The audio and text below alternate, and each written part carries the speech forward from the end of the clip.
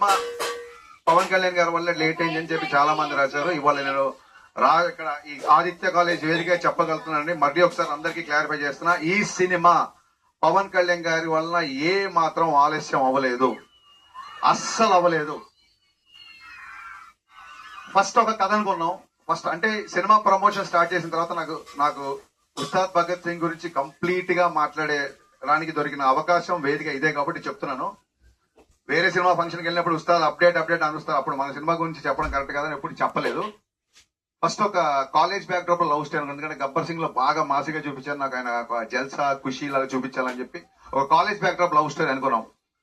Cinema announce కాడి నుంచి ఎక్కడికి వెళ్ళినా సరే అన్న ఇంకో గబ్బర్ సింగ్ ఎప్పుడు అని చెప్పి సోషల్ మీడియాలో అవ్వచ్చు, బయట అవ్వచ్చు, సినిమా లవర్స్ అవ్వచ్చు, ఫ్యాన్స్ అవ్వచ్చు, అని వీళ్ళు ఇంకా ఎక్కువ అదే మాస్, అదే ఒక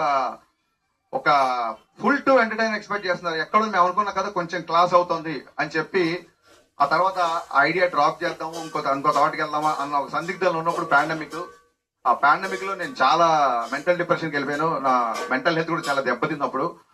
సో ఈ కట్ చేద్దామా ఇంకో కట్ చేద్దామా అన్న సంగీతంలో నా వల్ల కొంచెం టైం వేస్ట్ అయింది. ఆ తర్వాత ఒక రీమేక్ అనుకున్నాము, అది పెద్దగా ఎగ్జైట్ అవ్వలేదు ఎవరము. ఆ తర్వాత అది పక్కన పెట్టేశాము. ఎందుకంటే ఆయన లైనప్స్ చూస్తుంటే కొన్ని క్లాస్ సినిమాలు ఉన్నాయి ఆయన చేస్తున్నప్పుడు, అప్పటికి ఆ సినిమాలు అనౌన్స్మెంట్ కూడా వచ్చేసింది.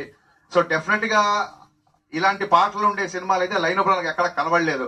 సో డెఫినెట్ గా మళ్ళీ ఫ్యాన్స్ అందరూ మళ్ళీ చూసే సినిమా చేయాలి, కొంచెం లేట్ అయినా పర్లేదని చెప్పి మళ్ళీ మా టీం అందరం వర్క్ చేసి కళ్యాణ్ గారికి మళ్ళీ అనుకుని చెప్పిన తర్వాత అందరూ ఎక్సైట్ అయిన కంటెంట్ తో షూటింగ్ వెళ్ళేసరికి ప్రకృతి సహకరించి మరి గ్రహాలు తోడునే ఏంటో తెలియదు, ఇట్స్ నేచర్ తీసుకున్న టైం, అది సహజ సిద్ధంగా ఆ ప్రక్రియ ఇలా జరిగిపోయింది. ఇన్ఫాక్ట్